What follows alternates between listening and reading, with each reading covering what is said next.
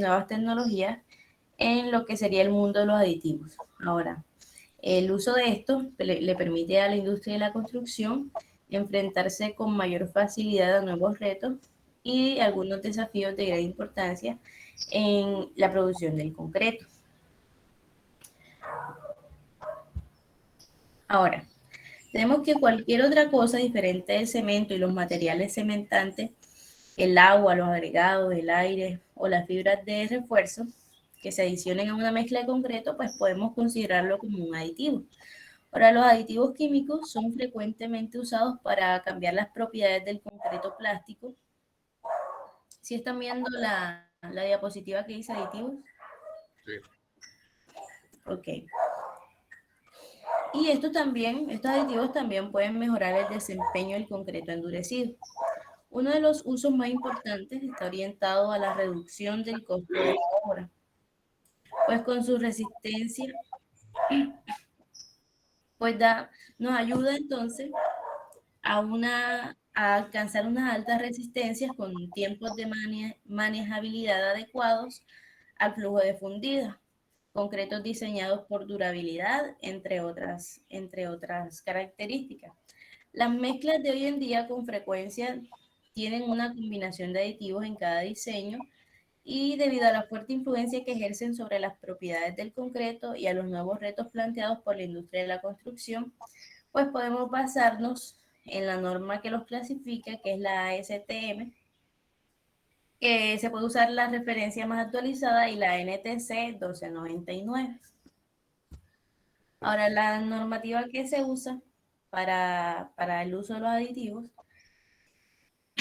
tenemos, como ya les mencioné, la NTC 1299, y debemos tener en cuenta que la efectividad del mismo y la solución dada a cada caso específico depende también del tipo de aditivo, la cantidad de cemento, la cantidad de agua, la forma, la granulometría y la dosificación de los agregados.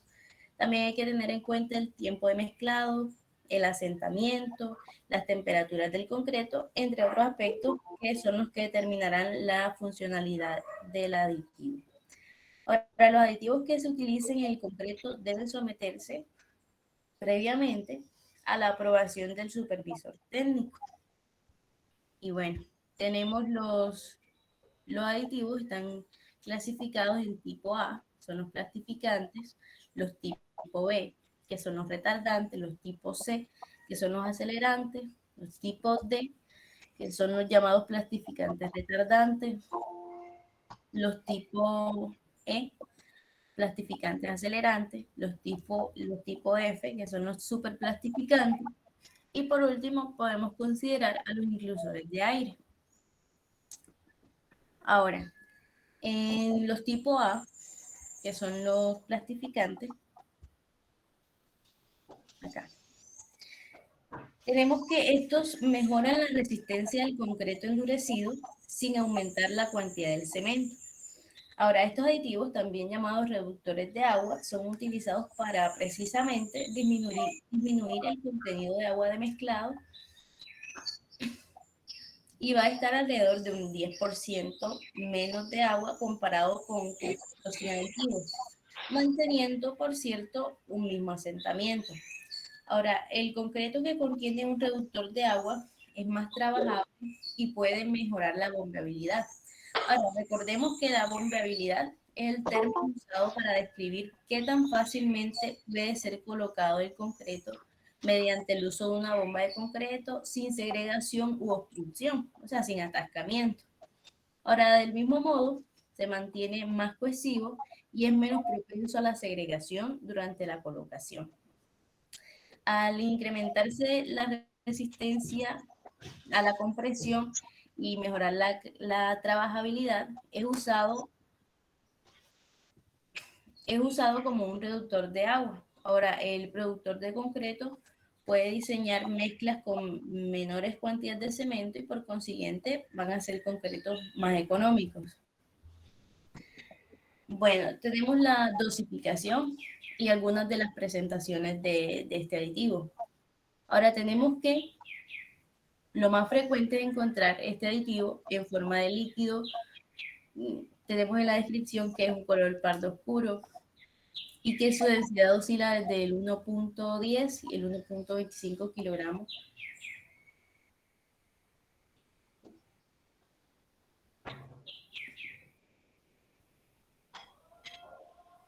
¿Qué pasó? Ahora, estas dosificaciones pueden aumentar, incluso duplicándose para ciertas condiciones especiales, como en concreto compactado. Ok, y tenemos un resumen en la utilidad. Y bueno, podemos decir que se utiliza ¿para qué? Para la disminución de agua, que tiene por objeto incrementar la resistencia del concreto sin aumentar el contenido de cemento, disminuir la porosidad de la pasta de tal forma que disminuya la permeabilidad.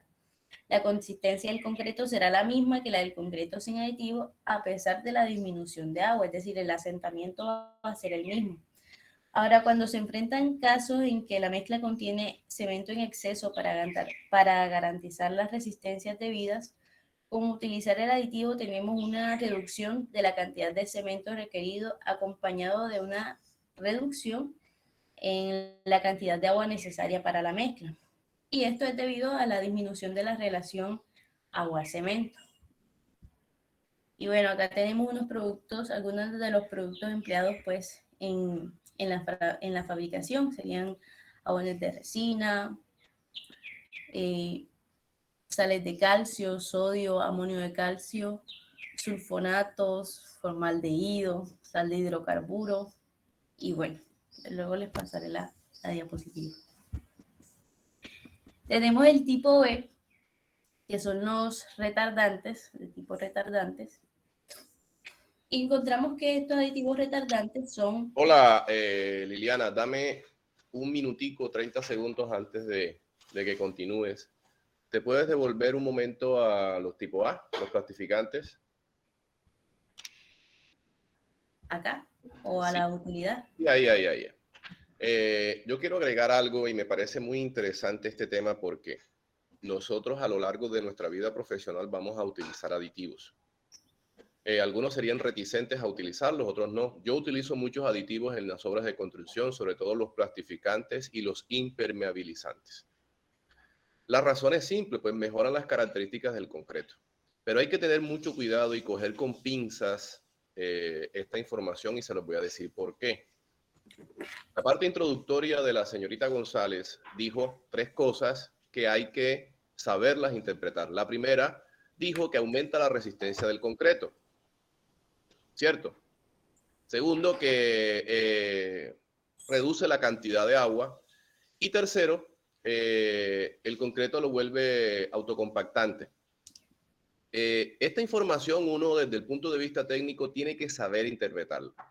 Primero que todo, los aditivos no son mágicos, no son mejunjes, no son líquidos que se colocan arbitrariamente en la mezcla de concreto. Primero que todo, los aditivos en su mayoría vienen líquidos y se mezclan previamente con el agua de amasado. Luego se le echa esa agua de amasado a la mezcla de concreto en la dosificación y pues obtenemos la cuestión.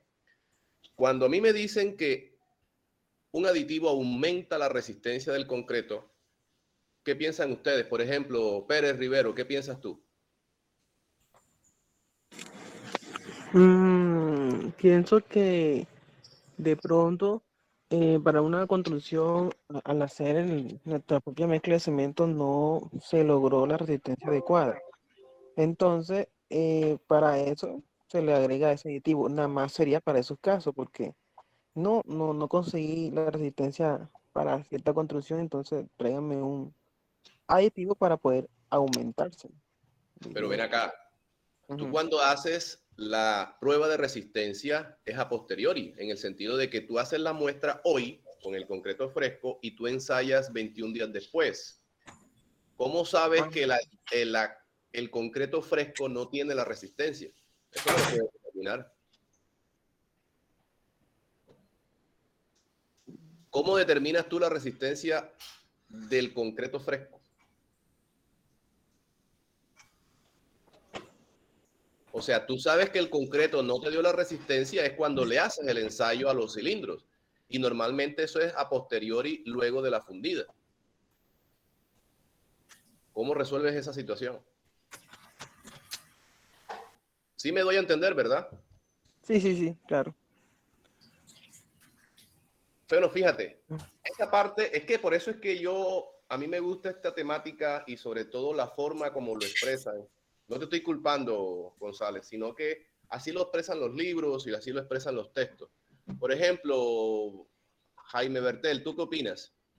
Cuando yo te digo, o cuando Liliana dijo que el aditivo plastificante aumenta la resistencia del concreto.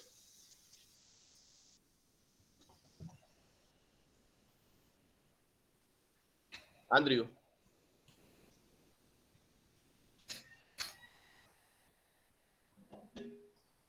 No hay más nadie conectado. Andrew, Sergio. ¿Quién me responde? Profe, no sé, pienso yo que cualquiera puede pensar que ya el No, cualquiera no. ¿Qué piensas tú como ingeniero? Bueno, profe, que es una ayuda, pero que necesito también tener buenos materiales ya.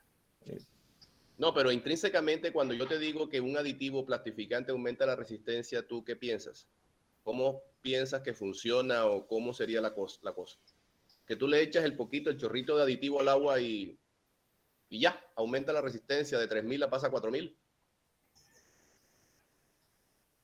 Como si fuera una pócima.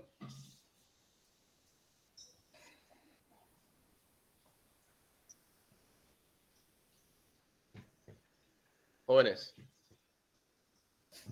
Profe, el aditivo plastificante no sería más que todo para retrasar el tiempo de aguado del concreto, en este caso, si lo fuéramos a transportar, hacerlo No, también fluido y todo eso. lo que retarda se llama retardante, que es el tipo C o D. Ese es el aditivo retardante. El plastificante solamente plastifica la mezcla.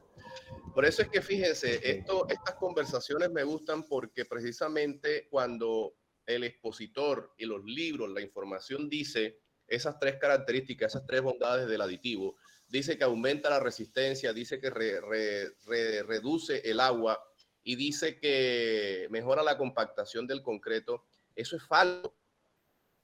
Eso es como especie de un sofisma, una distracción. ¿Por qué?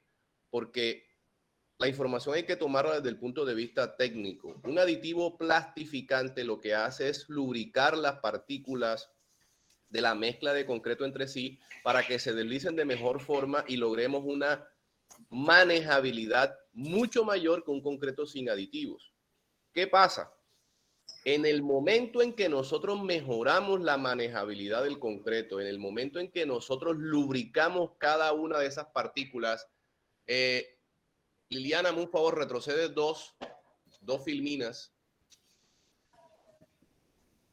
Gracias, ahí. Si se dan cuenta, la foto abajo a la derecha, hay como especie de una repulsión como unos imanes que tienen un signo negativo. Es decir, hay una repulsión magnética y eso hace que las partículas no se adhieran, sino que se repelen y eso se logra que esas partículas resbalen. Es decir, eso funciona como si fuera una arcilla. Funciona, no estoy diciendo que tenga arcilla o que sea igual a una arcilla. Es decir, que las partículas netamente no tienen contacto físico, no hay fricción. Eso mejora la manejabilidad a nivel microscópico. Eso a nivel macroscópico, ¿cómo se representa? Al obtener tú una mejor manejabilidad, no necesitas un exceso de agua en la mezcla. Es decir, para obtener un concreto bombeable, manejable, al ser bastante fluido, esa es la palabra, no necesitas esa cantidad de agua en exceso, bajas la cantidad de agua. Es decir, si la relación agua-cemento normal que nos venden a nosotros en concreto, cuando digo venden es una forma de decirlo, punto 4 a punto 6, ya nosotros no trabajamos con punto 6, trabajamos con punto 4, probablemente con punto 38. Es más, hay unos aditivos que se llaman super plastificantes y trabajamos con relación agua-cemento de punto 2, punto 25. ¿Eso qué quiere decir? Que vamos a obtener la misma manejabilidad del concreto con una relación agua-cemento alta y con el aditivo vamos a obtener la misma manejabilidad pero con una relación agua-cemento mucho menor. Entonces, eso tiene un corolario. ¿En qué sentido? En que cuando tú le bajas la cantidad de agua a la mezcla de concreto, aumenta la resistencia del concreto. Pero no es directamente relacionado por el aditivo en sí. Es una consecuencia de la favorabilidad del aditivo. Es Es decir, la resistencia no es que mágicamente cuando tú le agregas el aditivo dispara la resistencia. No. Fíjense lo intrínseco del origen y del meollo del asunto. Al bajar tú la cantidad de agua, porque vas a obtener una misma manejabilidad, indirectamente tú aumentas la resistencia del concreto. Ahora, ¿cuál es la razón que cuando se le echa menos agua al concreto aumenta la resistencia? ¿Quién me dice cuál es la razón? ¿Por qué el exceso de agua en la mezcla de concreto disminuye la resistencia?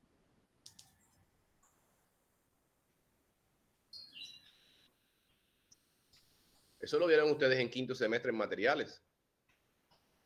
Yo lo vi.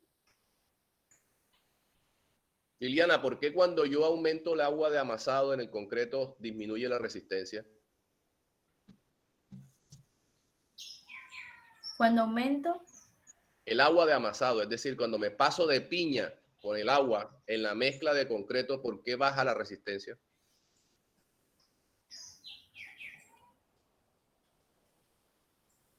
bueno, entonces, desde mi punto de vista, pues, No, desde el punto de vista técnico de la ingeniería civil, porque tu concepto puede estar errado. bueno,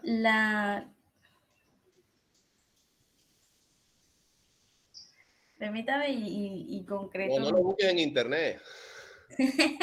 No, señor. Bueno, yo les respondo, mire, lo que pasa es que ustedes saben que cuando el agua reacciona con el cemento, ¿se acuerdan de los silicatos, los fosfatos y los aluminatos que tienen el contenido, que son la química del cemento? Cuando esos aluminatos y silicatos reaccionan con el agua, producen una reacción exotérmica. ¿Eso qué quiere decir? Que emana calor. El concreto cuando se mezcla, el cemento cuando se mezcla con el agua produce calor, aumenta la temperatura del concreto a 40, 45 grados centígrados.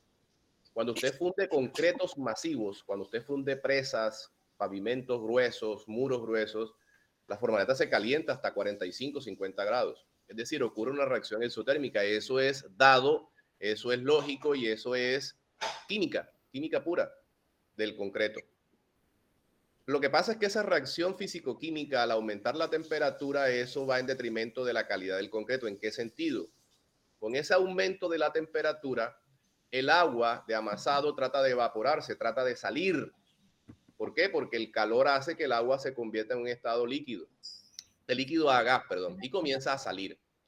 Cuando tú colocas la cantidad justa y necesaria de agua, cuando tú respetas la relación agua-cemento de 0.4 a 0.6, el agua alcanza a reaccionar toda enteramente con los aluminios, los silicatos, etcétera, del cemento y ocurre el endurecimiento. Pero ¿qué pasa? Cuando tú colocas agua en demasía, cuando tú colocas un exceso de agua, el agua en la parte de su cantidad normal reacciona con el cemento, pero esa agua de sobra, es decir, el agua de más que le echamos al concreto, se evapora. El problema no es que se evapore, el problema es cómo lo hace. El problema es que la mezcla está, el agua está en todos los intersticios de la mezcla de concreto y ella sale. En su camino deja atrás de sí, ¿qué? Fisuras microscópicas, es decir, deja caminos, deja senderos, deja tuberías, deja fisuras que bajan la resistencia del concreto. Entonces usted ve la mezcla de concreto y le aparece como una nata. Eso se llama exudación y eso precisamente es por la cantidad excesiva de concreto. Uno lo conoce a simple vista, se da cuenta si el concreto tiene demasiada agua o no. Entonces esa agua se evapora y queda como una nata. Los maestros de obra le llaman potasa. Eso no es ningún potasio. Eso no es potasa ni nada de eso. Ellos le llaman así. Y queda como una telita blanca encima del concreto. Eso es malísimo. Y comienzan a aparecer unas fisuras por todas partes. Eso se llaman fisuras por retracción. ¿Qué pasa? Por eso es que baja la resistencia del concreto. Entonces, ¿qué hacen los aditivos plastificantes?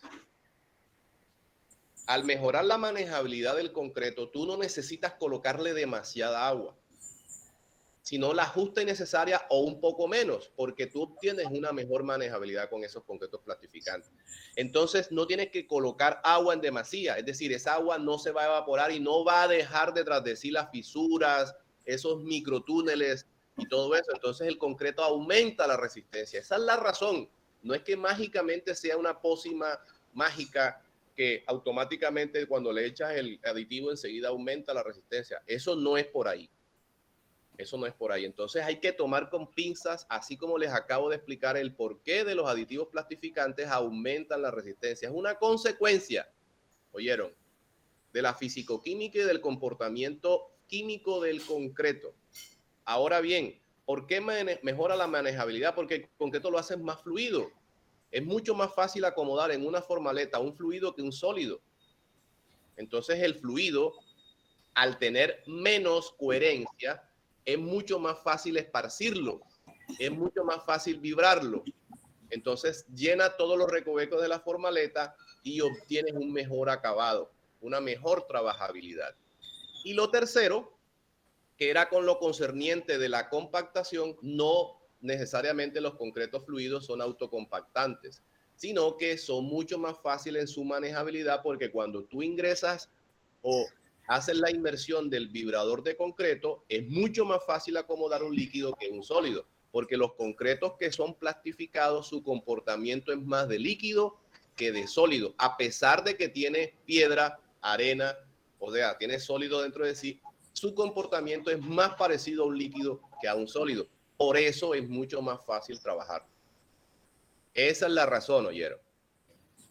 Bueno, eso me imagino que ustedes lo sabían porque yo eso lo vi, me lo enseñó mi profesor de química del cemento en quinto semestre, que a ustedes la materia se llama materiales de construcción. Hágale, Liliana. Sí, señor. Profe, la verdad es que sí, tengo entendido que cuando hay demasiada agua, el agua sobrante, pues después del proceso sí se va a evaporar y van a quedar esos espacios. ¿Por qué no me lo dijiste? Porque es que usted siempre, no es la primera vez que toca el tema, y usted siempre comienza explicando el proceso de temperatura que hay. Es que mira, Entonces, no tengo las palabras correctas para eso. Pero te les digo una cosa, mire, ustedes deben tener mucho cuidado cuando ustedes sean constructores y estén construyendo, y esto va para todos. Ustedes manejen con mucho cuidado los concretos masivos. Cuando yo me refiero a concretos masivos, me refiero a grandes volúmenes de concreto. No me refiero a plantillitas de 5 centímetros, porque esa se airea de forma fácil. Cuando ustedes van a fundir placas de concreto de 30, 40 centímetros, a pesar de que sean aligeradas, cuando ustedes van a fundir muros de 25, 30 centímetros de espesor, tengan mucho cuidado con la exudación y tengan mucho cuidado con las reacciones. Mire, no estoy siendo exagerado, no estoy siendo, digamos, en tono burlesco, pero yo he fundido de noche. A mí me ha tocado fundir pavimentos de noche porque una vez me tocó fundir una placa de concreto, un pavimento de la entrada del colegio Cumón en Montelíbano. Cumón es colegio de Montelíbano, así se llama, Cumón. Comón, perdón. Eran como 500 metros de pavimento rígido y Montelíbano siempre hace 40 grados centígrados. Y la placa, el diseño creo que tenía 20, 25 centímetros de espesor. Y yo les dije a los tipos de Cerro Matoso, yo les dije, si nosotros fundimos esto aquí en la mañana, esto se va a rajar. Fundámoslo de noche y comenzamos a fundir a las 6 de la tarde. Y inclusive otro pavimento que hice dentro de la mina de Cerro Matoso, sugerí que enfriáramos el agua de amasado porque el concreto lo íbamos a hacer ahí. Cogimos el agua que íbamos a mezclar con el concreto y le echamos hielo. Unos hielos esos industriales con el que hacen, era para raspado, no sé, unos bloques de hielo grandes, y se la echamos al agua. El agua se enfriaba a 10 grados, 12 grados, 15 grados. Yo tenía el termómetro ahí pendiente y fundimos y mezclamos el agua de amasado del concreto, la enfriamos. Y eso ayudó a que no hubiese fisuras por retracción. Es que no es mentira. Ustedes funden un concreto al mediodía y a las 2, 3 de la tarde comienzan a aparecer fisuras por retracción. Y comienza a aparecer esa bendita nata de concreto, de agua arriba. Eso es malo para el concreto. Eso es muy malo para el concreto. Entonces, ayúdense con los aditivos. Ojo, y hay que diferenciar agua de amasado y agua de curado. Son dos cosas diferentes. Una vez el concreto haya adquirido la resistencia inicial, bueno, no se llama resistencia inicial, se llama fraguado inicial. Acuérdense que el fraguado inicial ocurre entre 1 hora y media y 1 hora y 45, dependiendo la tipología del cemento. Hay cementos que tienen un proceso más de fraguado, hay unos cementos que tienen menos durabilidad. Le estoy hablando de cemento Argo, cemento Ultracen. Esos tienen 1 hora y 45 de fraguado inicial. Es cuando el concreto pierde su manejabilidad. Ya comienza a volverse de líquido, comienza a volverse sólido. Una vez pasen esas 2 horas, hora y 45, eso tienen que hacerle ustedes el ensayo. Échenle todo el agua que sea arriba. Ojalá llueva. Y ese es el agua de curado. Es diferente al agua de amasado. Ojo. Ahora sí, Liliana, hágale. Ok, profe. Me había quedado en los retardantes. Exactamente. Bien, entonces los aditivos retardantes son utilizados para compensar el efecto de las altas temperaturas sobre el concreto fresco. Son de uso indispensable en clima cálido. Ahora estos se usan con frecuencia cuando los recorridos del carro mezclador o el mixer son muy largos, desde la producción del concreto hasta el punto de entrega. O también, imagino, en el caso que el profesor estaba comentando, si no estoy mal. Bueno, te hago una contrapregunta. Tú dijiste que se contrarrestan las altas temperaturas y todo eso. ¿Por qué un concreto adicionado con aditivos retardantes mejora esa parte?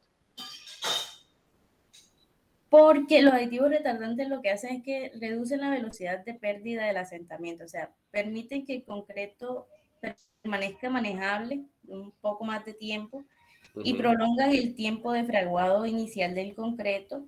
Sí. Entonces, esto es muy útil, pues, cuando vamos a hacer vaciados de concreto muy grandes. Sí, eso que tú dijiste, sí, cuando el punto de origen del mixer está demasiado lejos del punto de vaciado, sí, por ejemplo, vamos a fundir en Magangué y hay que llevar el mixer de aquí a Magangué. En carro particular, Magangué está 1 hora y media. Y yo les acabo de decir que el fraguado inicial del concreto es entre 1 hora y 40 o 1 hora y 2 horas. Ese mixer llega ya endurecido. Hay que retardarlo. Sí, esa parte es correcto. Retarda el fraguado inicial. Pero lo que dijiste antes de eso, ¿por qué mejora la cuestión de la temperatura, el problema de temperatura? Eso lo dijiste en el encabezado de la introducción. Sí, señor. Compensar el efecto de las altas temperaturas. Eso. Yo te quiero preguntar el por qué. Ok, voy a repetir entonces lo que usted estaba diciendo. Cuando llevamos el concreto por ejemplo, de Cincelejo hasta, no sé, hasta Oveja, pongámosle así. Nosotros usamos este aditivo y lo que va a hacer es retardar ese proceso de fraguado, es decir, se va a endurecer en un tiempo más prolongado. Ahora, cuando tenemos un espacio, cuando estamos en un sitio con alta temperatura, lo que vamos a obtener con el uso de este aditivo es que aunque la temperatura esté a cierto grado, esté alta, el concreto no fragüe, vamos a llamarlo precipitadamente, no fragüe antes del tiempo. Nos va a ayudar a eso, a controlar el tiempo de fraguado, aunque la temperatura esté alta. Bueno, ¿puedo complementar? Sí, señor. Ustedes más que yo saben que el calor es un catalizador. Técnicamente, la definición de catalizador es un acelerante de la reacción química de cualquier sustancia. El calor siempre ha sido un catalizador. Si ustedes quieren agregar más sal al agua, hiérvenla, caliéntenla. Si ustedes quieren mejorar las reacciones químicas, calienten algo. Por supuesto que hay una mejor mezcla y todo eso. Siempre hay que calentar, por eso las sopas se hacen en calor, porque se mezclan las verduras, etc. Esa es la razón química. El concreto no está ajeno a esa situación. El concreto, cuando está en presencia de calor, ese calor cataliza, es decir, aumenta las reacciones físico-químicas dentro del concreto y hace que se endurezca más rápidamente. Eso es lo que hace, es decir, esa 1 hora y 45 se convierte en 1 hora y media, 1 hora y 20, 1 hora y 10. ¿Por qué? Porque el calor aumenta esa resistencia, esas reacciones al ser un catalizador. ¿Qué pasa? Cuando fundimos concreto, la ventana de fraguado inicial, por ejemplo, es de 1 hora y media. 1 hora y media son 90 minutos. Es decir, todo ese calor, toda esa exudación del concreto tiene exactamente 90 minutos para evacuar ese calor en concreto. El concreto va evacuando el calor progresivamente, es decir, es una cantidad de energía por unidad de masa. Si nosotros alteramos esa ecuación, puede desmejorar o disminuir la calidad del concreto. ¿En qué sentido? Si evacuamos más calor de que el concreto naturalmente lo podría emanar, se daña el concreto, es decir, comienzan a aparecer esas dichosas fisuras. Precisamente si tenemos un calor externo debido al medio ambiente, al sol, etcétera, aumenta esa temperatura, ya el concreto no va a tener esos 90 minutos, no va a tener ese espacio tan grande para evacuar ese calor, sino que va a verse reducido ese tiempo. De 90 minutos podemos pasar a 80, 70, 65 minutos. Entonces va a salir la misma cantidad de calor porque el calor por unidad de masa no va a cambiar. Lo que va a cambiar es el tiempo. Entonces el caudal, por decirlo de alguna manera, de ese calor va a aumentar y va a bajar la calidad del concreto. ¿Qué hace el retardante? Te aumenta la ventana de los 90 minutos. Es decir, esos 90 minutos los convierte en 120 minutos, 150 minutos y contrarresta el efecto negativo del catalizador calor, que es el sol, la temperatura ambiente de Magangué, de Ovejas, de Sincelejo. Bueno, en Sucre en promedio hace la misma temperatura. Entonces, esa es una forma de contrarrestar el efecto negativo del catalizador calor sobre la mezcla de concreto. Esa es la razón, Liliana. Sí, señor. Profe, Dígame. disculpe, el catalizador, perdón, el aditivo retardante en sí, químicamente, ¿cómo funciona? O sea, crea una capa en el cemento que, por decirlo así, es frío para que no No, se... no. Son sustancias químicas que reaccionan intrínsecamente con la mezcla de cemento. Los aditivos siempre reaccionan es con el cemento, ni con la arena, ni con el triturado, ni con el agua. O sea, la química fundamentalmente reacciona, hay algunos los cloruros son acelerantes. Hay algunos elementos alcalinos, como los aluminios, como el calcio, óxido de calcio, etcétera, que reaccionan químicamente con el cemento y hacen que se aletargue. Eso es lo que hace el retardante. En cambio, los plastificantes lo que hacen es crear una especie de carga negativa alrededor de las partículas de cemento para que no se unan o se peguen y creen fricción. Eso es la diferencia. En cambio, en la química esa de cemento, respondiendo a tu pregunta, es que ellos reaccionan químicamente con los ingredientes del cemento, que es el sílice, el aluminio, etcétera, el calcio, y hacen que esas reacciones no ocurran tan rápidamente, sino que las bajan de forma tal que ocurra ese proceso de forma más lenta. Eso es lo que hace. ¿Correcto, Pérez? O sea, me imagino que le bajará como tú sabes que el cemento es caliente, bueno, todas esas reacciones, eso es caliente, me imagino que le bajará un poco la temperatura, ya para que no se... No. Eso es una consecuencia. Eso es una consecuencia. Lo que pasa es que el cemento es caliente, pero él se calienta más cuando reacciona con el agua. Lo que hace es que aletarga la reacción.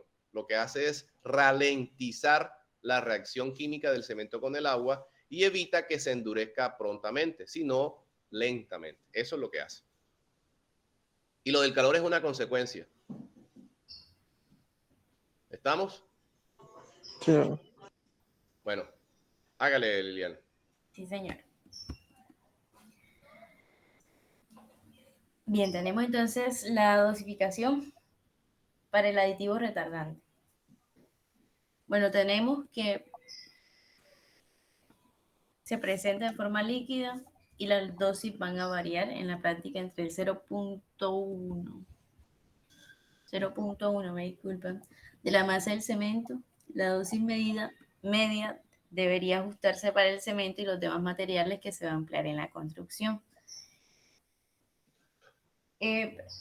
Yo tuve en mis manos hace poco una bolsa pequeña, un empaque pequeño del aditivo, y bueno, decía que por cada 10 litros de agua, 1 litro de aditivo.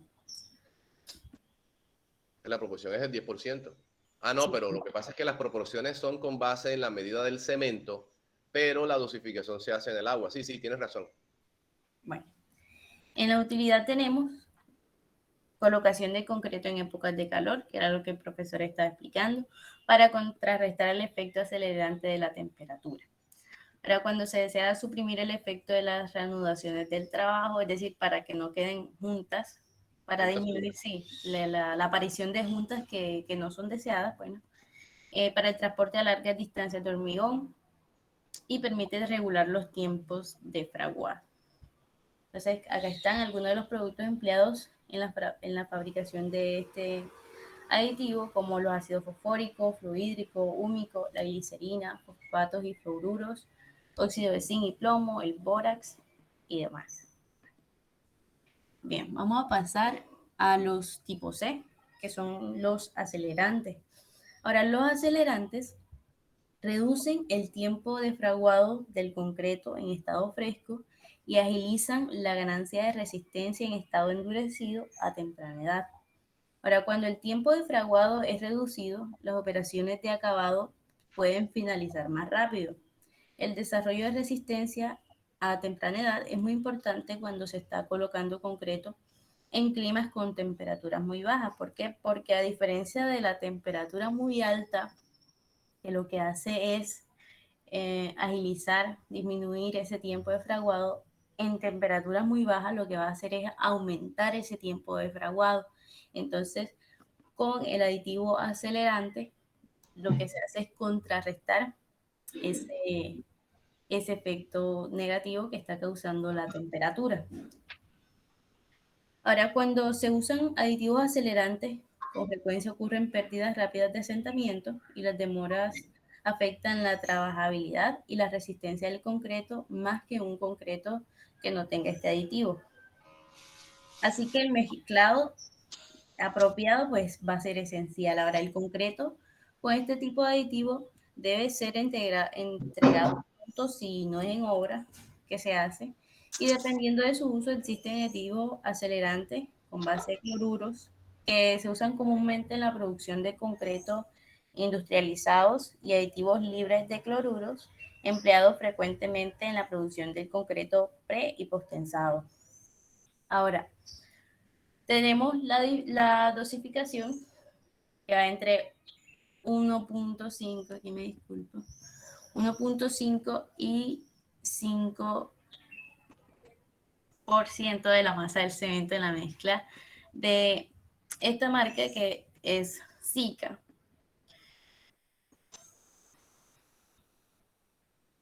Bueno, esto ya lo había mencionado antes.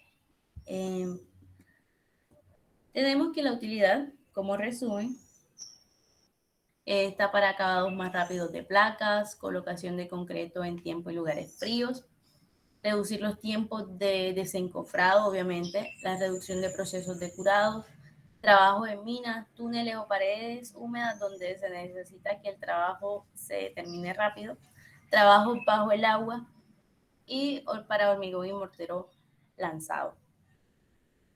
No sé si el profe tenga algo que añadir ahí. Sí, usted lo explicó, básicamente es lo mismo, digamos, contrario a lo que es el concreto retardado. En las zonas septentrionales, donde hay temperaturas bajas, es muy utilizado este concreto, precisamente como no hay calor, es decir, no hay el catalizador que te acelere la reacción química del cemento con el agua. Es muy probable que tú, por ejemplo, en Canadá, en Rusia, en el norte de Europa, en Alaska o en Argentina, en el sur, muy probablemente esos concretos normales, sin aditivos, demoren hasta 3 y 4 horas para fraguar. ¿Por qué? Porque no hay calor, no hay quien acelere la reacción, entonces ellos se aletargan. El frío aletarga la mezcla de concreto. Entonces hace que esas reacciones sean lentas. Precisamente el acelerante contrarresta eso. Digamos que ese es un beneficio. Tenemos que tener mucho cuidado al acelerar los concretos en nuestro medio. ¿Por qué? Porque tenemos los dos catalizadores, el acelerante como tal y el calor. Y el calor. Entonces eso hay que tener mucho cuidado con este tipo de aditivos. De todos los aditivos que usted va a hablar, el más peligroso de todo es el acelerante. ¿Por qué? Porque vuelvo y digo, si tenemos un concreto aquí en Sincelejo con las temperaturas altas que manejamos y usted adiciona ese concreto con aditivo acelerante, ya no va a tener esos 90 minutos de trabajabilidad. Yo hablo de 90 minutos porque ese fue el resultado de mis ensayos con la aguja de Vicat en el laboratorio de materiales en la universidad cuando yo estudié. Fueron 1 hora y 45, 1 hora y media en promedio el tiempo de fraguado inicial del concreto. Por eso hablo de 90 minutos, alrededor de 90 minutos. Pero ¿qué pasa? Cuando tú aceleras ese concreto ya no tienes 90 minutos, tienes media hora, 40 minutos, 50 minutos, 60 minutos. Es decir, que si el concreto tenía una ventana de 90 minutos o 120 minutos para emanar todo ese calor, ahora va a tener menos espacio, es decir, va a tener menos tiempo para emanar todo ese calor. El calor no va a cambiar, el calor siempre se va a mantener constante, lo que aumenta es la velocidad de escape de ese calor. Ya ustedes saben los detrimentos que causa el escape de ese calor. Entonces, si ese calor no se evacúa de forma adecuada, baja la resistencia. Entonces, ese acelerante puede causar eso. Así que tómenlo con bastante delicadeza este tipo de aditivos. Bueno, hágale. Ok, perfecto. Bien, acá están otros de los productos empleados en la fabricación de este aditivo, el acelerante. Tenemos nuevamente los cloruros, nitrato y nitrito de calcio, formidato de calcio. Ya los aditivos con cloruros no, porque el cloro corroe el acero y corroe el concreto. Tampoco los flúor. Ese fluorosilicato de sodio, los cloruros y eso, al principio de los tiempos, cuando inventaron estos aditivos hace 40, 50 años, eran muy utilizados los cloruros y todo eso, pero ya hay aditivos en ausencia de cloruros. Si usted lee... no, deme un minuto, siga. El primero y el 1, 2, 3, 4, 5, 6. El primero y el sexto, ya hay algunos aditivos que no lo tienen. Siga, que voy a buscar es el librito mío de los aditivos y se lo voy a mostrar y les voy a leer. Siga con la exposición. Ok. Tenemos el tipo D, que serían los plastificantes retardantes. Ahora bien, estos aditivos son uno de los más usados en la fabricación de concreto premezclado, puesto que aprovechan las ventajas de educción del cemento y agua al mismo tiempo que tienen un efecto sobre los tiempos de fraguado que facilitan su transporte, sobre todo en climas cálidos. Ahora, la temperatura es en general como decía el profesor, un catalizador de las reacciones químicas y la hidratación del cemento pues no va a ser la excepción. Ahora, el uso de plastificantes retardantes es prácticamente indispensable en el transporte, colocación y terminado de concretos en climas de alta temperatura, pues como decíamos antes, permiten al material no fraguar antes de haber sido consolidado. Ahora, los plastificantes están constituidos en general por compuestos orgánicos como carbohidratos y algunos compuestos derivados del amoníaco que en cierta medida van a ayudar a regular la estabilidad. ¿Qué me ha parecido? Deme un minuto, Liliana. Yo estos libros se los mostré al principio de clase. Esto es Tecnología del Concreto y del Mortero de David Sánchez de Guzmán. Mírenlo, aquí está. Perdonen que sea al revés. Diego Sánchez de Guzmán, Tecnología del Concreto y del Mortero. O sea, si ustedes quieren saber todo lo del concreto y del mortero, este librito es el típico. Biblioteca de la Construcción, aquí está. Otro libro, miren. Durabilidad y patología del concreto. Ahí está. Creo que es de la misma biblioteca. Asocreto. Este libro costó 80,000 pesos. Este costó 65 en la Librería Nacional. Es decir, si ustedes quieren saber todo del concreto, estos son los tipos. Este es otro. Tecnología del concreto. Materiales, propiedades y diseño de mezcla. Este es el que habla de todos los aditivos y todas esas cuestiones. Ahí está, miren. Y este no es un libro como tal. Este es Guía de Soluciones de SICA 2015. Y esta es la Biblia. También Manual de Productos de SICA. Mírenlo, aquí está. Entonces aquí hablan de todos esos aditivos. Les voy a leer la parte de los acelerantes. Ellos tienen unos acelerantes que son... El acelerante que normalmente ellos utilizan es Sikacel. Aditivos, adiciones para el Sikacet, NC39, Sicarapid. Vamos a leerlos aquí, los del 39, para que vean que hay unas que son ausencia de cloruros y todo eso. Mire, el Sikacet NC es un aditivo acelerante, descripción, Sikacet NC, Sikacet se escribe así. Ya se los muestro. Sikacet termina en TNC, es un aditivo acelerante. Entonces aquí dice, Sikacet NC es un acelerante líquido libre de cloruros fíjense, libre de cloruros, cumple con los requerimientos de la norma ASTM C494 tipo C. Es decir, es un aditivo para el concreto acelerante. Los usos. Cicacet NC es el aditivo acelerante adecuado para usar donde se requieren altas resistencias iniciales y el uso de cloruro es prohibido. Vuelvo y digo, los aditivos con cloruro son perjudiciales porque corroen tanto el acero como el concreto. Entonces, aquí todo, modo de empleo, dosis, del 1 al 4% del peso del cemento. El 1% de 50 kilos es 0.5 kilos, es decir, 500 gramos. También hay otro tipo de acelerante, se llama Cicarapid C-100. También es un aditivo en ausencia de cloruro. En fin, aquí están todos los aditivos que ustedes quieran saber. Es un librito. Esto me lo regalaron después de hacer demasiadas compras en Comadera. O bájenlo por internet. Hágale. Sí, señor. Bien, para la utilidad, como resumen, tenemos el uso de este aditivo para mezclas que necesitan alcanzar y sobrepasar la resistencia de diseño y Perdón, satisfacer. ¿cuál aditivo? Este es el plastificante retardante. Plastificante retardante. Sí, dale. Sí, señor. Y satisfacer los requerimientos de manejabilidad a pesar de factores que afecten esta característica del concreto fresco. Esta fue mientras usted está buscando el libro, profe. Tenemos el tipo E, que serían los plastificantes acelerantes. Ahora bien, el objetivo principal de este aditivo es adelantar el inicio de fraguado de la pasta, obteniendo altas resistencias a edades tempranas. Ahora, muchos acelerantes incluyen agentes reductores de aguas para producir un fraguado más rápido del concreto con un reducido contenido de agua. Ahora, los principales usos de estos aditivos van a ser para los concretos en clima frío, concreto prefabricado, concretos con tiempos cortos de desencofre y también se puede usar para algunas reparaciones. Una cosa, de pronto si a ustedes se les está metiendo algo en la cabeza acerca de que si nosotros podemos mezclar aditivos, la respuesta es sí. Hay aditivos que son compatibles, es decir, yo puedo mezclar plastificantes con reductores de agua, puedo mezclar acelerantes con, pero claro, que no sean antagónicos. Por ejemplo, plastificantes con acelerantes. No vamos a mezclar un acelerante con un retardante, porque serían antagónicos.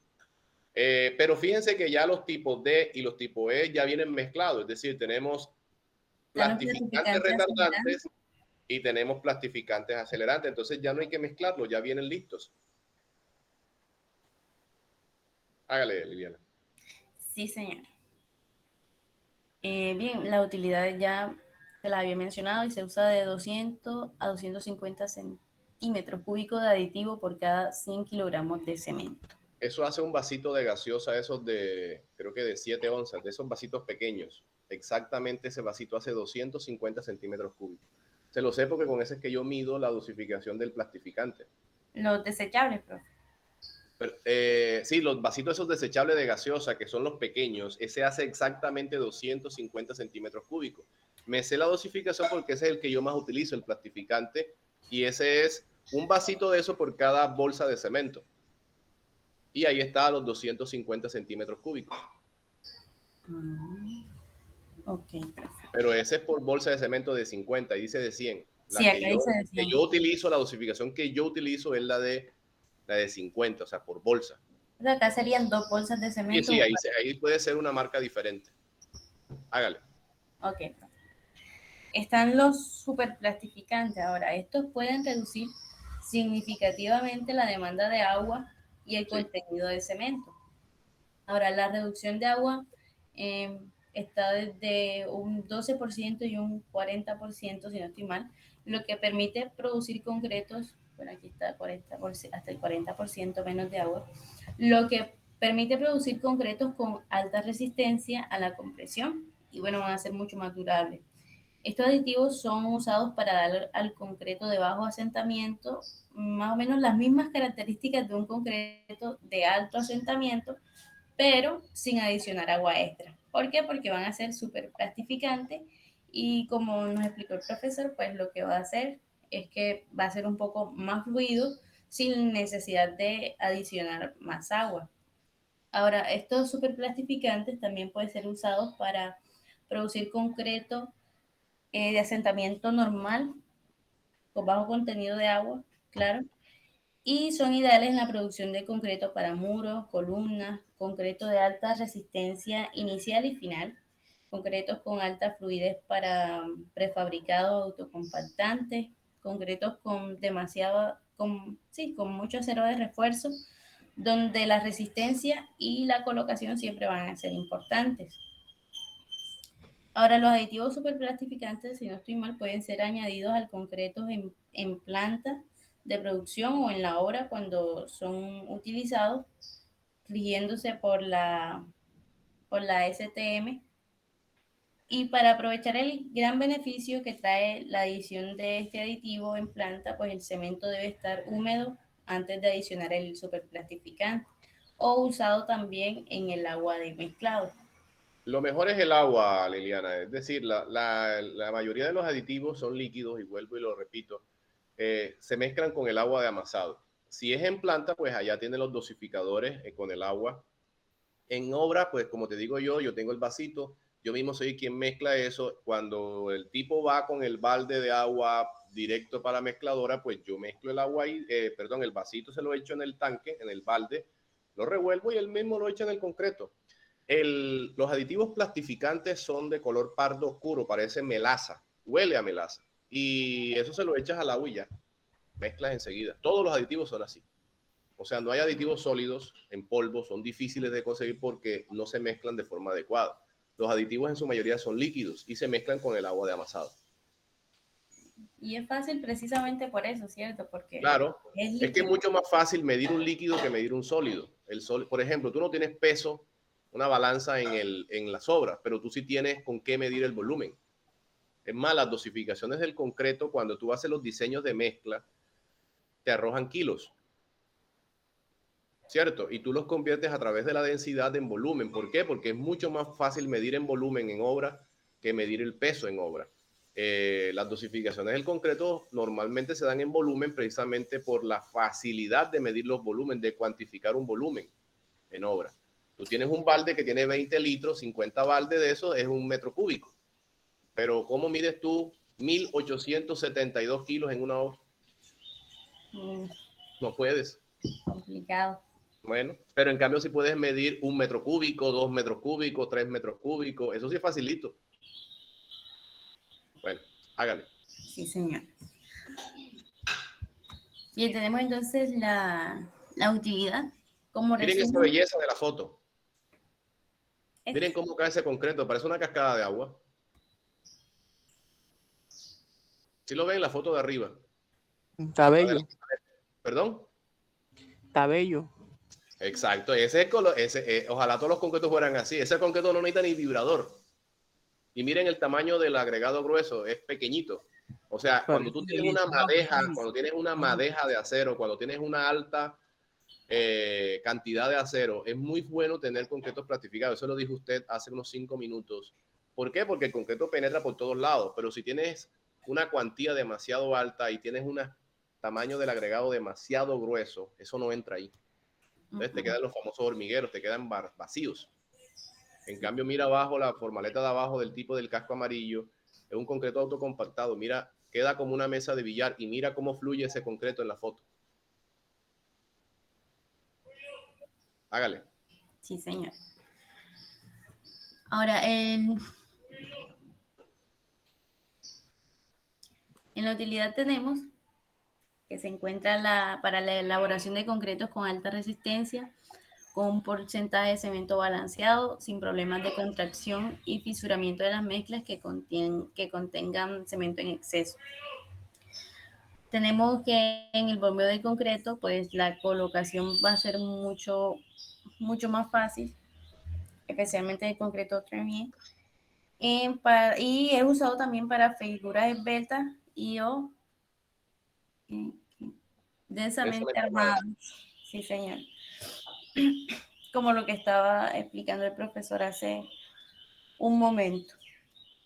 Y bueno, tenemos para finalizar los inclusores de aire. El año pasado, de hecho, el profesor había mencionado que estos antes no estaban dentro de la clasificación de los aditivos, sin embargo, se dejaron en la lista. Pues No, sí, eso tiene razón. Es más, no está tipificado con ningún tipo. O sea, tipo A hasta tipo F.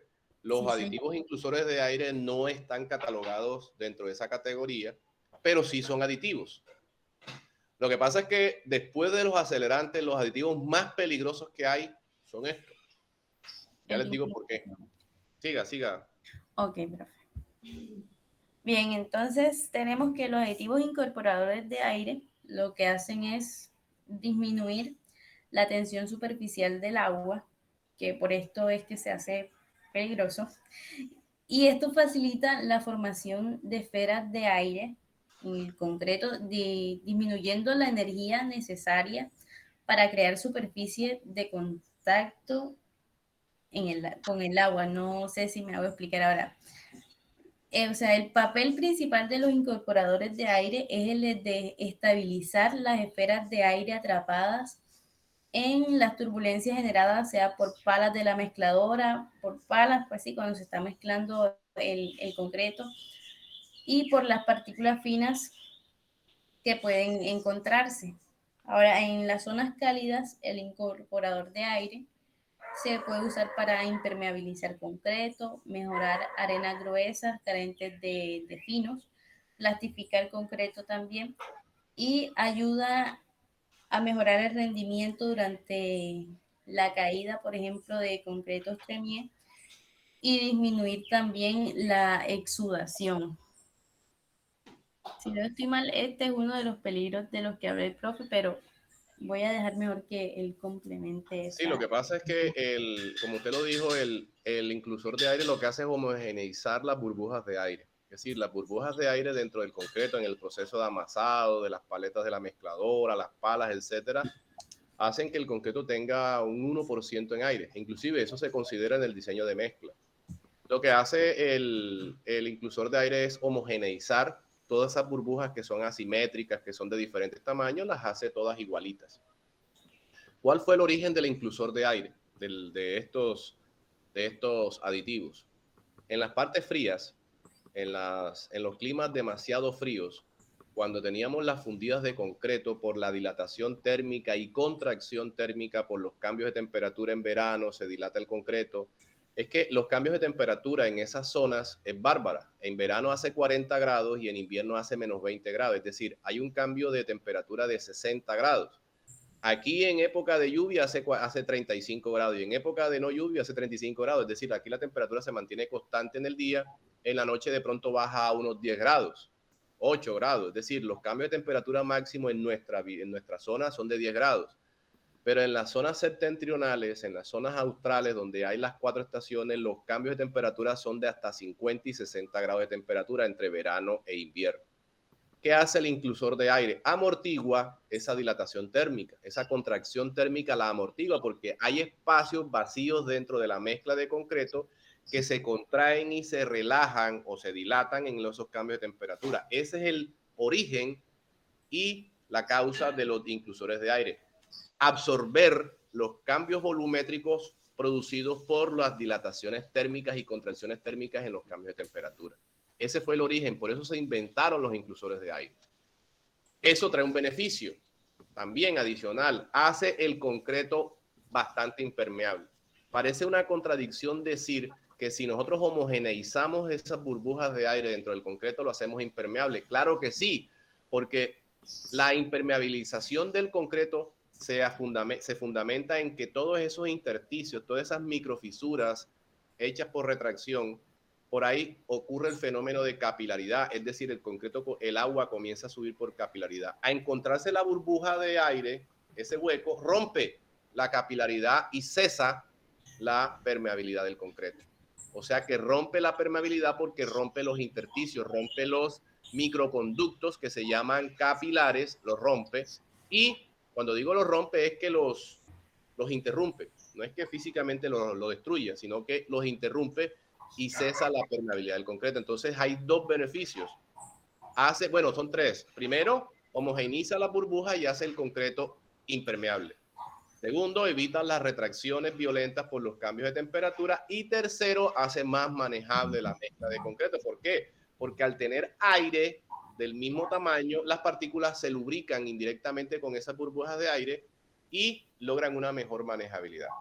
¿Cuál es el problema? Que si nosotros no sabemos manejar esas burbujas de aire, lo que hace es bajar la resistencia del concreto. ¿Por qué? Porque son huecos, son espacios vacíos dentro de la mezcla de concreto.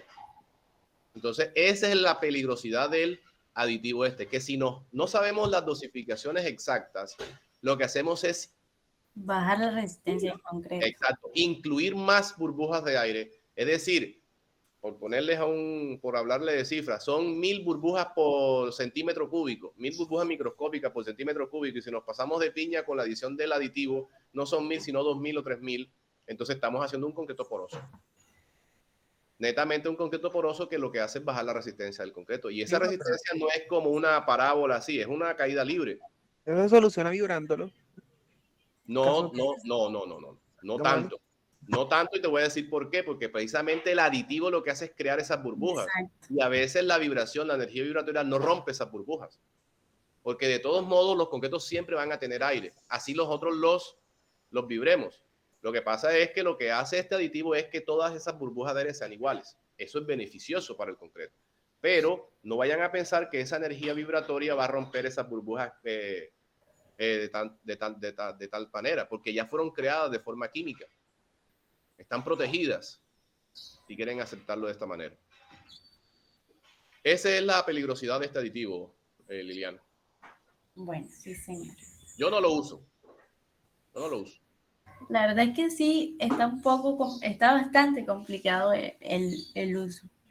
Pero a mí háblame de plastificantes, háblame de retardantes, esos son las berraqueras. Eso lo uso todos los días. En todas mis obras utilizo aditivo retardante y plastificante. Bueno, profe, no sé si algún compañero tenga otra duda o algo más que aportar. ¿Alguien quiere preguntar algo?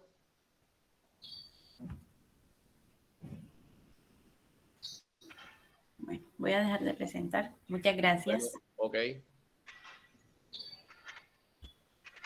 Bueno, ahora vengo yo. ¿Hay alguna pregunta de los aditivos?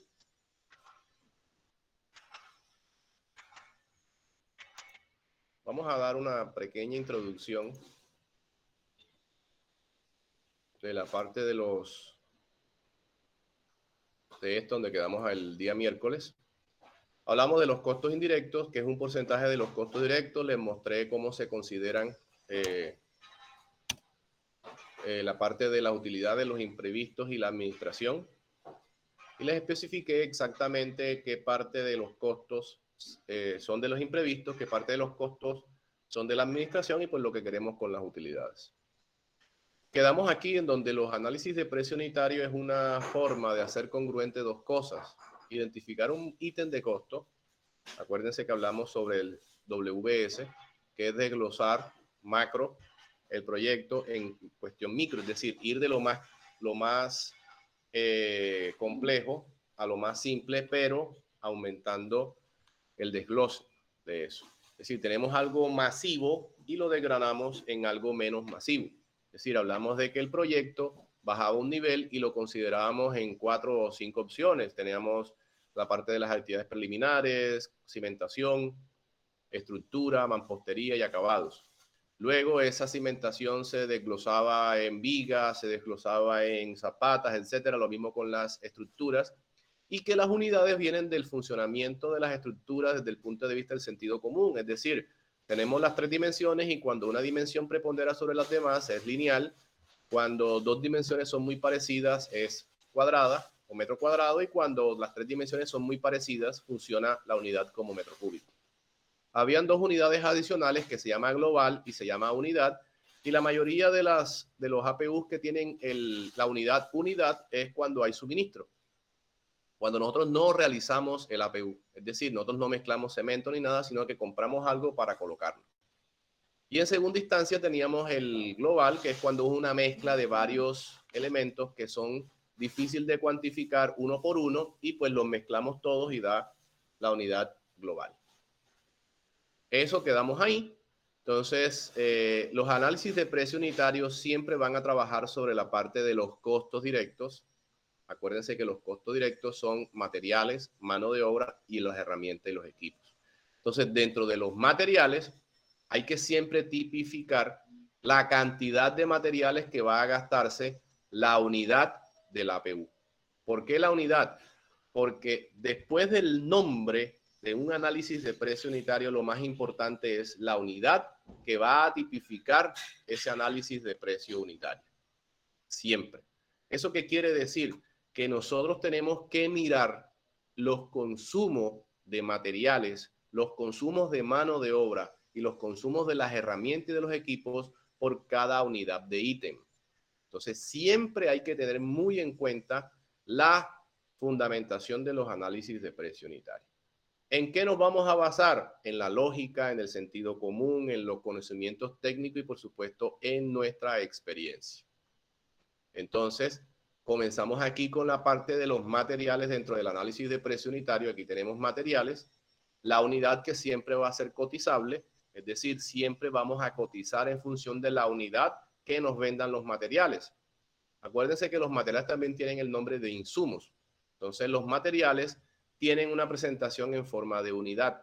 Por ejemplo, el cemento viene en bolsa, la pintura viene en galón o cuñete, los aditivos vienen por kilo o por cuñete, el estuco viene por kilo, el enchape de piso viene por metro cuadrado, por caja en metro cuadrado.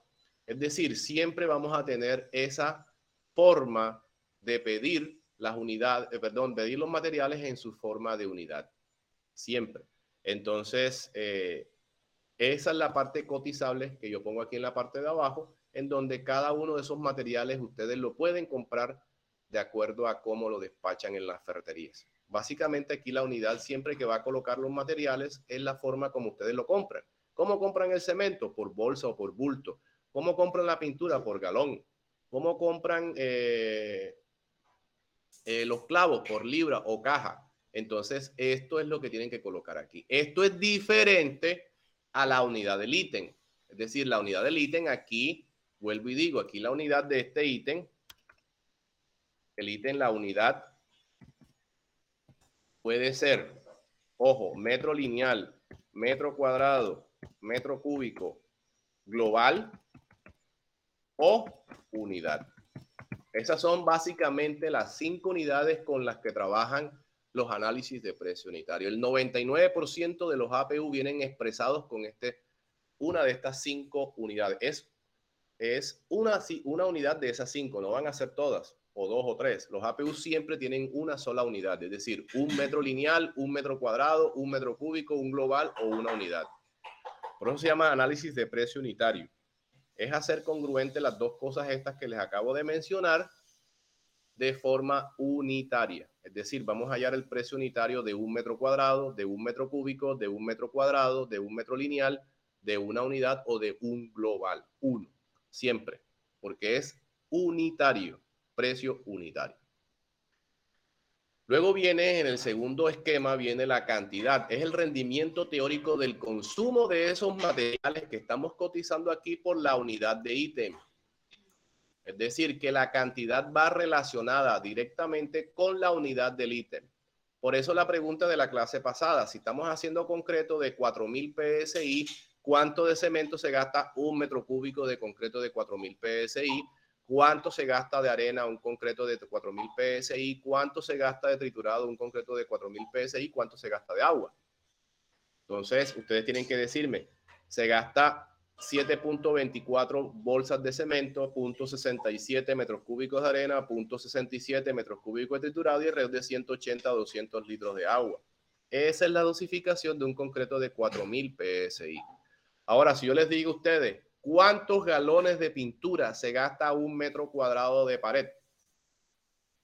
Entonces hay una relación simple. Un galón de pintura, si el muro está sin estuco, se gasta 18 metros cuadrados, o sea, un galón rinde 18 metros cuadrados. Pero si la pared está estucada, rinde más, rinde 25 metros cuadrados. Ahora, ¿por qué la diferencia de rendimientos? Porque si la pared no está estucada, está virgen la pared, entonces chupa demasiada pintura, porque todas esas imperfecciones, esos altos relieves microscópicos de la pared, al no estar lisa, se llenan con la pintura.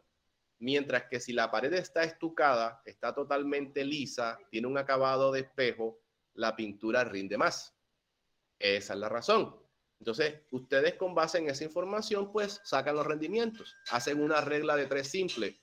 18 metros cuadrados, un galón de pintura. Para un metro cuadrado, ¿cuántos galones? Entonces dividen 1 sobre 18, ¿verdad?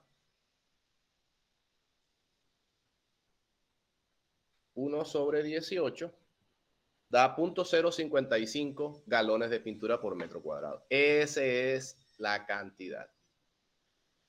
Yo no soy muy dado a colocar desperdicios de forma explícita en un análisis de precio unitario. No me gusta. Pero la teoría dice que hay que explicarlo. O sea, yo como profesor tengo que explicárselo. Primero, yo soy, digamos, antidesperdicio. Es decir, a mí me gusta evitar el desperdicio a lo sumo, porque el desperdicio es una pérdida de dinero. A pesar de que nosotros lo expresamos ahí, es una pérdida. Segundo, cuando ustedes presentan un APU, esto no queda bien. Para algunos les parecerá correcto, para mí no. Ahora, hay unas formas muy sutiles de camuflajear ese desperdicio. ¿Cómo? Hay dos formas. Una es cambiando las cantidades, es decir, aumentando un poquito las cantidades. Dos, aumentando un poquito el valor. Y listo. Bueno, eso se les enseño yo cuando comencemos a ver ya la práctica de los análisis de precio unitario. Ahora bien, ¿cuáles son las causas del desperdicio? Ahí están especificadas. El sitio del almacén. Si nosotros tenemos un almacén destruido, sin techo o de mala calidad, si llueve, se nos moja el cemento, se daña el cemento. Si hay alguna avenida de agua, es decir, llueve, pero no pasa nada por el techo, sino que la bodega o el almacén lo dejamos en una zona baja, inundable, se nos daña el cemento también. Si almacenamos mal la arena, cuando llueve se lava toda la arena y se la lleva el agua. Con el triturador también pasa lo mismo, pero en menor cuantía. Es decir, denme un minuto que me están llamando acá.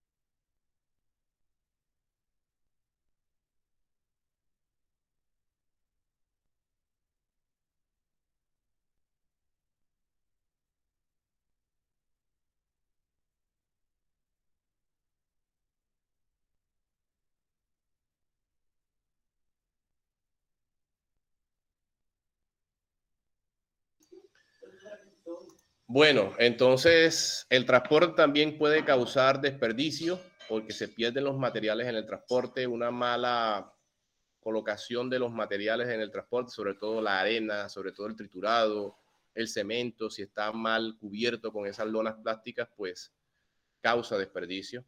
La accesibilidad al sitio también.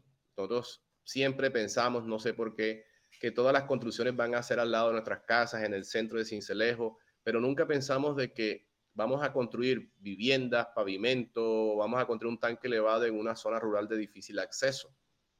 Acceder a esos sitios es complicado, llevar materiales es complicado. El diseño también causa desperdicio. Les voy a poner un ejemplo sencillito.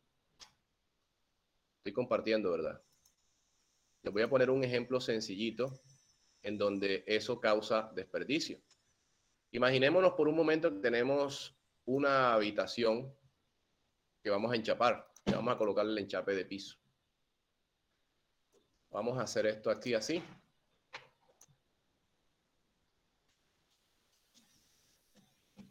Vamos a ponerlo así, camarillo chillón. Listo. Copiar. Y vamos a pegarlo aquí. Así. Y vamos a pegar n número de enchape. Es decir, piso. Piso. Muchos pisos.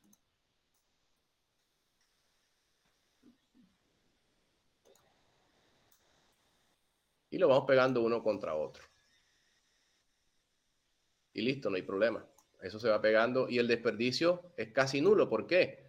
Porque el que arranca acá, por ejemplo, quiero completar esto aquí.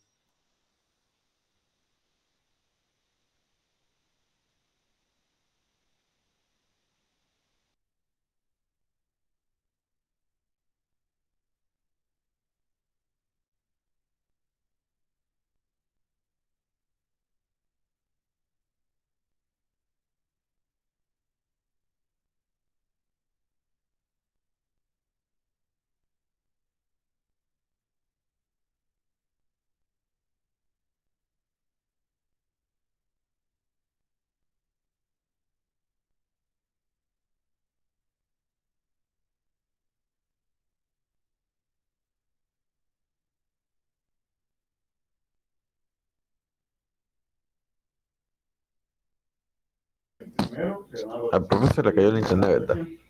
Y ya, parece.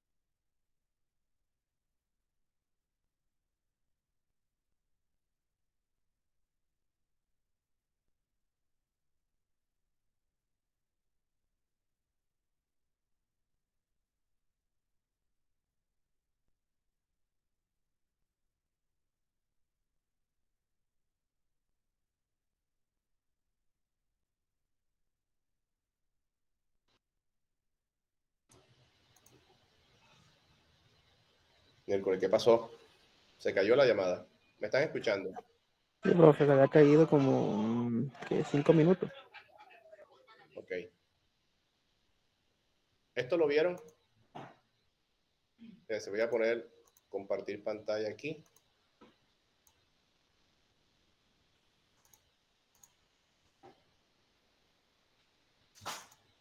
¿Esto lo vieron? ¿Lo expliqué? ¿Lo alcanzaron a No, ver? antes No. de eso. Bueno, listo. Entonces estaba explicando que el diseño influye en el desperdicio. Fíjense, cuando tenemos un diseño ortogonal como este, estoy hablando de las baldosas, estos son baldosas. Esto es una habitación rectangular o cuadrada y vamos a colocar las baldosas como están en el piso de sus casas normalmente. Pero si giramos estas baldosas, porque algunos clientes lo quieren, y ya giramos estas baldosas 45 grados para hacer una especie de mosaico, fíjense el gran desperdicio que tenemos.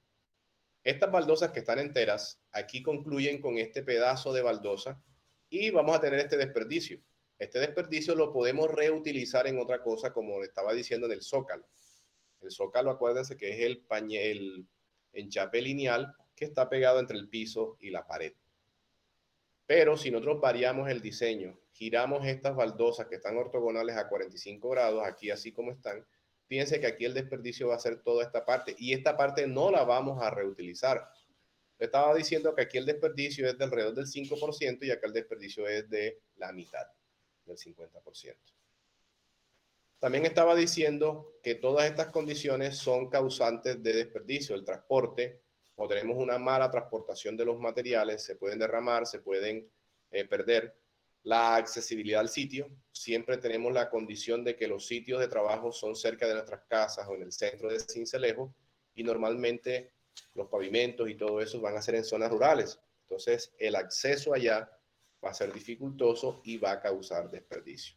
El diseño, tal cual como se lo especifiqué aquí en esta parte, va a causar también desperdicio. El tipo de material, les expliqué que los materiales líquidos son más propensos a causar desperdicio que los materiales sólidos. Porque cuando perdemos, por ejemplo, material líquido, estamos traspasando un líquido, se pierde, se derrama y eso no se recupera. Pero si usted está manipulando cemento y se rompe una bolsa de cemento, es mucho más fácil recuperarla. El método constructivo, tenemos fallas por ejemplo, en la formaleta, vamos a tener fugas de concreto, los muros no van a quedar de la ortogonales tal cual, sino que de pronto por la baja resistencia de la formaleta hay muros que van a quedar un poquito gordos, como digo yo, embarazados, y eso aumenta el consumo de concreto. Las condiciones de seguridad, cuando son los trabajos en altura, y no tenemos las condiciones de seguridad adecuadas, tendemos a desperdiciar más. ¿Por qué? Porque imaginémonos el escenario donde vamos a pañetar una fachada de un edificio, la fachada, o sea, es un pañete externo, condiciones de seguridad no propicias, no adecuadas, a 20 metros de altura. ¿Cómo trabaja un trabajador ahí? Y estaba diciendo que el conocimiento, es decir, la parte de la idoneidad de los trabajadores también causa desperdicio. A veces los trabajadores mezclan de forma inadecuada los materiales, cambian las dosificaciones de forma arbitraria porque no conocen y pues agregan más cemento del que deben agregar y eso pues causa desperdicio porque si a usted le van a pagar un concreto de 3,000 PSI y un trabajador mezcla demasiado cemento en la mezcla de concreto sin que usted lo sepa, pues está desperdiciando. Imagínense, perdón, los muros desplomados van a causar pañetes más gruesos. Los pañetes tienen que ir de 1,5 a 2 centímetros. Un pañete totalmente desplomado va a causar pañetes más gruesos. Esos pañetes más gruesos consumen más cemento y arena por metro cuadrado. El clima va a causar también desperdicios. ¿Por qué? Fundimos una losa, fundimos una plantilla, llovió y todo ese concreto se perdió. Es un desperdicio, es una pérdida, es un imprevisto. La supervisión o falta de la supervisión causa robos. Eso no tenemos ni que explicarlo. Y por supuesto lo dejo abierto con etcétera y todas las condiciones que ustedes crean que causen desperdicio lo van a tener en cuenta. Entonces, cuando nosotros expliquemos esta parte, yo no coloco el desperdicio así de forma explícita.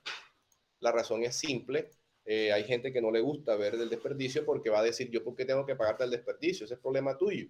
Pero uno tiene una forma de camuflajearlo y es aumentando un poquito las cantidades o aumentando un poquito el valor. Eso lo estuvimos hablando la vez pasada. que, por ejemplo, si compramos el cemento, lo cotizamos en 25 y lo compramos en 22.500, nos estamos ganando 2.500 pesos por bolsa de cemento. O sea, ahí está de sobremanera el desperdicio de cemento, si es que lo hay. Entonces, no hay que colocar este desperdicio de forma explícita. El valor unitario es lo que vale la bolsa de cemento, lo que vale el metro cúbico de arena, lo que pongamos aquí según la unidad. Es decir, si aquí colocamos en la unidad galón de pintura, ¿cuánto vale un galón de pintura? Si aquí colocamos cuánto vale un metro cuadrado de enchape, ¿cuánto vale el metro cuadrado de enchape? Si aquí colocamos bulto de cal, ¿cuánto vale el bulto de cal? Si aquí colocamos el kilo de acero, ¿cuánto vale el kilo de acero? Es decir, el valor de lo que vale esto. Y el valor total viene de la multiplicación de la cantidad por este valor unitario. Acuérdense de lo que es la definición de precio unitario. Aquí está. Precio unitario pactado, cantidades, y el ítem de costo es la multiplicación del precio unitario por la cantidad. Véalo aquí, ve. Cantidad por valor unitario. Aquí está invertido. Vamos a colocarlo de esa manera. Cantidad, contar, por precio unitario. ¿Listo? Eso es lo que es el precio unitario. Claro, si ustedes van a colocar de forma explícita el desperdicio, pues tienen que multiplicarlo y tener en cuenta la cantidad por el desperdicio. Bueno, quiero dejar ahí. Continuamos el próximo miércoles. ¿Hay alguna pregunta? Yo le hago una pregunta. Usted sabe que muchas veces en las obras utilizamos un trompo para hacer la mezcla de concreto. Sí. Pero en este trompo no vamos a meter, por ejemplo, si vamos a hacer un concreto de 3000 PSI de resistencia, no vamos a meter las 7 bolsas de un solo. No, uno solo. Lo que pasa es que las mezcladoras normalmente vienen de capacidades de media bolsa, de una bolsa y hasta de 2 bolsas. ¿Eso qué quiere decir? Que tú haces la dosificación para una bolsa de cemento. Lo que tienes que hacer es, si el concreto tiene de 3000 PSI y tiene 7 bolsas, tú tienes que calcular cuál es la cantidad de un séptimo de metro cúbico que le cabe a la mezcladora. O sea, la mezcladora te hace un séptimo de metro cúbico. O sea, te hace una bolsa. ¿Por qué te estoy hablando de un séptimo? Porque si el metro cúbico tiene 7 bolsas, una bolsa es un séptimo de metro cúbico. Entonces tú las cantidades las haces de acuerdo al séptimo de metro cúbico. Por ejemplo, un metro cúbico de concreto tiene 0.56 metros cúbicos de de arena. Esos 0.56 se convierten, ya te digo en cuánto. Esos más 0.56 entre 0.02, ya te explico esto, son 28 baldes de arena. ¿Qué quiere decir esto? ¿Por qué estoy dividiendo 0.56? Porque eso es 0.56, 0.56 son la cantidad de metros cúbicos de arena por metro cúbico de concreto. ¿Sí? Esto. Vamos a ampliar un poquito más aquí. ¿Qué quiere decir esto? Que yo tengo que cuantificar cuántos baldes de arena de 20 litros, baldes de 20 litros, me gasto en esa dosificación.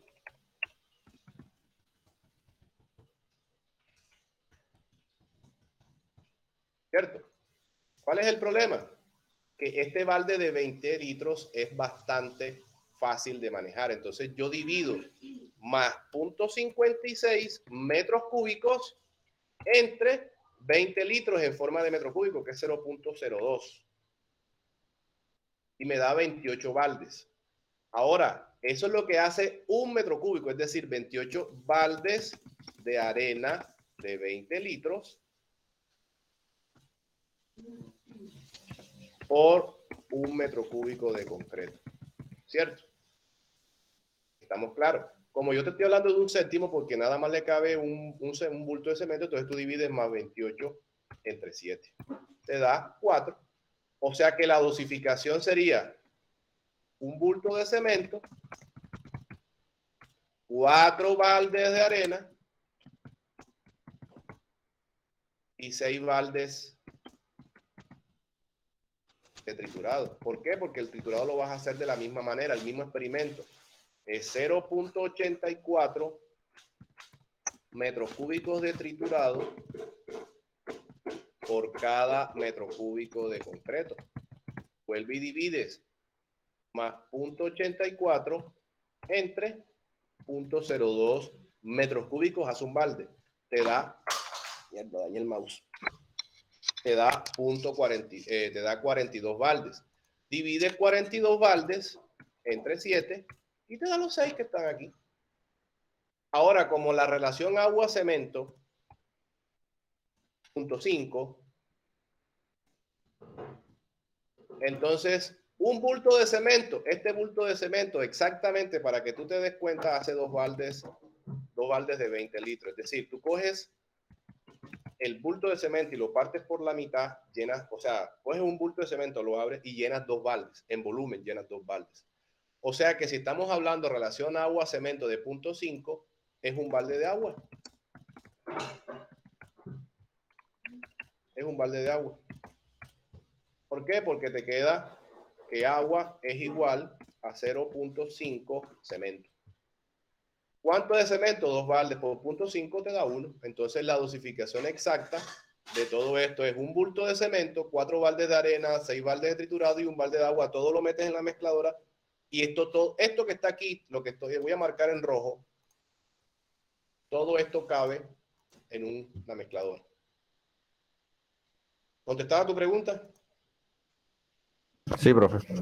Ahí estás respetando la dosificación de 3000 PSI. Ahora, cuando tú haces 7 cochadas, es decir, tú mezclas 7 bolsas de cemento, logras el volumen de 1 metro cúbico. No haces el metro cúbico completo enseguida, porque no hay una mezcladora de ese tamaño, nada más un mixer. Pero en obra lo haces así. Es más, lo puedes hacer hasta a mano. Lo que pasa es que ya el proceso de mezclado es diferente. No te va a quedar bien ese concreto. Va a bajar la resistencia porque el proceso de mezclado no es lo mismo. ¿Qué otra pregunta? Bueno, si no hay más preguntas, entonces nos vemos el miércoles. Hasta luego. Que pasen bien. Hasta luego, profesor. Muchas gracias. Hasta luego, profe. Gracias.